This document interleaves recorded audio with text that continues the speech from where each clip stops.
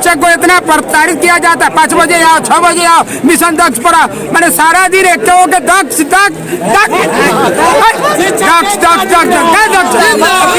जिंदगी भर आखिर परीक्षा सीधा के लिए आखिर परीक्षा होता रहेगा, जिंदगी भर परीक्षा देता रहेगा। अगर उनमें से अच्छा मैं तो दिखा दे तो जिस तरह से बच्चा पैदा कर पैदा कर दिखा दे, सबका उम्र होता है।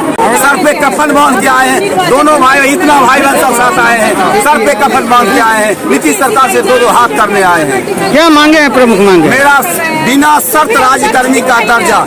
एक परीक्षा हम देंगे मगर सभी विभाग के सभी कर्मियों को देना, खास करके पाठक को मैं एक पाठक को ये देता हूँ। मैं कोई परीक्षा में बैठूंगा, तुम भी बैठो, दोनों साथ साथ देंगे, जो फेल होगा वहाँ से जाएगा। एक पाठक को चैलेंज कर रहे हैं क्या? जी साथ साथ बैठेंगे,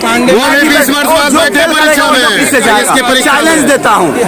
वो IAS ऑफिसर है, वो बैठ के हमारे साथ बैठ के देखिए, चैलेंज करता हूँ उनको। धरातल पे आके देखना होगा, उनको काम करना होगा, इसके बाद ही उनका फरमान लागू होगा। हर डिपार्टमेंट में वो रूल लागू करे, सिर्फ टीचर पे नहीं।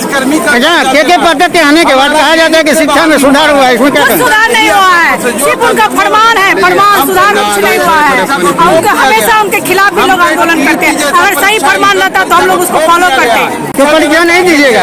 नहीं देंगे, हर डिपार्टमेंट में ये रूल लागू करें। वो भी एग्जाम में, हम एग्जाम में के साथ में देंगे। रैली में किस लिए, किस मांगों को लेकर? हम लोग अपना मान सम्मान के लिए कि 20 साल लगातार हम लोग जो है काम किए और सरकार जो है हर तरह का जो है परीक्षा ले ली और फिर मतलब जो है पलटी मारते हैं अपने, और फिर हम लोग को कहते हैं कि परीक्षा दें। अब हम लोग रिटायर होने के कगार पर हैं और जब पेंशन छोटा मोटा कायदे देने के लिए सोचे होंगे, अब फिर 60 साल जब हम लोग को हो जाएगा तब फिर रोड पर आएंगे, कहेगा कि पेंशन देने के लिए भी परीक्षा दीजिए। तो हमको तो समझ में नहीं आ रही है सरकार की नीति और नीयत, दोनों में खोट ही नहीं है। बल्कि इसके लिए हम बोले थे एक शेर कि इधर चिलमन से तुम झांको, उधर चिलमन से हम झांके, और लगा दो आग चिलमन में, न तुम झांको न हम झांके। लगा दो आग चिलमन में, न तुम झांको न हम झांके। सरकार से हम लोग अंत हो गए हैं और अंत होकर के जो हम लोग का आत्मा की आवाज है ये आप मीडिया बंधुओं के सामने जो है रखा जाती है। हालांकि जसोखरास में अब सरकार को ये सोचना चाहिए कि कब कब परीक्षा ली जाती है, उनको अभी तक ये फैसले नहीं है। हमारे के पाठक बोलते हैं कि अभी घबराइए नहीं, 5 बार मौका देंगे। अरे आजीवन तुम मौका दो ना, हम लोग मांगे कब मौका? अरे हम लोग जो मांग रहे हैं राजकर्मी का दर्जा, उसके लिए तो आप लोग सक्षमता परीक्षा, पहले हम लोग दक्षता दिए, पात्रता दिए, अब सक्षमता दें, और फिर जब हम लोग अक्षम हो जाएंगे तब कहेगा अक्षमता दो, इसलिए कब अक्षम हो गए हो। अच्छा, अब क्या चाहिए तब पेंशन के लिए अक्षमता। नियत और नीति मैंने बताया कि दोनों खोट है, ये नहीं चाहते हैं जैसा अपना घर ये बर्बाद कर ली है वैसा ही चाह रहे हैं ये 4 लाख शिक्षकों का घर बर्बाद कर रहे हैं। अच्छा, के पाठक से नाराज क्यों?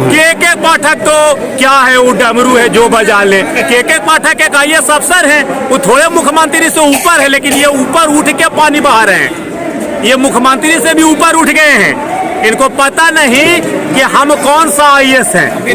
हाँ, हम भी नौकर हैं किसी न किसी का। अगर के पाठक का परीक्षा ले लिया जाए तो क्या वो परीक्षा में बैठेंगे? वो बैठेंगे तो हम भी बैठते हैं। अच्छा, वो बैठेंगे तब बैठेगा, हम भी बैठेंगे, हम शिक्षक बैठेंगे। इसका मतलब के पाठक को चैलेंज करेगा। कितना IPS है बिहार में, सारे को मैंने जो है परीक्षा में शामिल कीजिए, और जितने हम लोग शिक्षक हैं हम लोग भी अपने स्तर से परीक्षा देंगे। जो शिक्षक का परीक्षा होता है दक्ष के लिए है ना भाई, पात्र के लिए, वो परीक्षा हम लोग देने के लिए तैयार हैं। डिसीजन लेते हैं, सुबह में कुछ, शाम में कुछ, रात में कुछ। वो 24 आवर जो है ना वो पत्रे निकालने में रहते हैं, वो अपने आप जो है ना में नहीं है। उनको रांची में जाना चाहिए था। मानसिक संतुलन बिगाड़ दिया, वो अपने बिगड़ा हुआ है, दूसरे को भी बिगाड़ दिया। इनका मानसिक संतुलन बिगाड़ दिए, के पाठक जी का बिगड़ा हुआ है। शिक्षक को इतना प्रताड़ित किया जाता है, 5 बजे आओ, 6 बजे आओ, मिशन दक्ष पर आओ, मैंने सारा दिन एक के दक्ष 20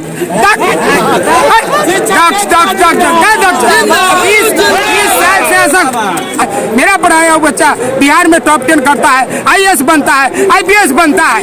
अब सारा समय को लेकर के शिक्षक पर पाठक जी जो है ला दिया, 5 बजे आओ, 9 बजे आओ, 7 बजे जाओ, पर आते रहो।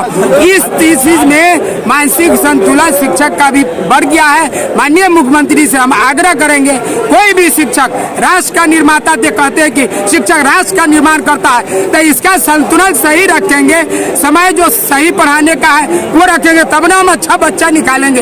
एग्जाम से क्या सक्षम, हम एग्जाम में तो पास कर ही जाएंगे, एग्जाम में पास करेंगे, लेकिन कितना बार थे अब तक रिटायर होने वाले। तो बहाना है छटनी का, उठनी का, कटनी का, ये सब छाट काट करके सब खत्म कर देना चाहते हैं।